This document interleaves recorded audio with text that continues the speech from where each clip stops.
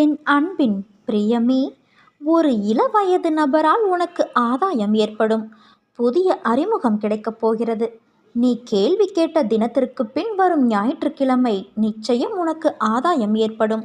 இது உன் சாய் தேவனின் என் சத்திய வாக்கு. உன்னை நான் உன் சாய் தேவா தவிக்கவிட்டு எங்கே போவேன்? உன் வழிகள் என்ன, எப்படி என்று நான் உணராமல் இருப்பேனா என்று நீ கொஞ்சம் யோசித்துப்பார். நீ வளர்ந்து என் பிள்ளையாய் இருக்கலாம், ஆனால் தாயின் கருவறையின் நினைப்பில்தான் நீ இன்றும் என்றும் இருக்கிறாய். அதையும் மீறி நீ உணர்கிறாய் என்றால் என்ன அர்த்தம்? உன்னை வாழ்வில் மேலோங்க உன் சுய சிந்தனையும் முடிவும் எடுக்கும் பக்குவமும் வரவேண்டும். அதனால்தான் எட்டி நின்று உன் சாயப்பா நான் வேடிக்கை பார்க்கிறேன். நீச்சல் தெரியாமல் துன்பத்திலும் வழியிலும் தத்தளித்த நேரத்தில் உனக்கு நான் பக்கத்தில் நின்றேன். எல்லாவற்றிற்கும் ஓரளவிற்கு தெரிந்துவிட்டது.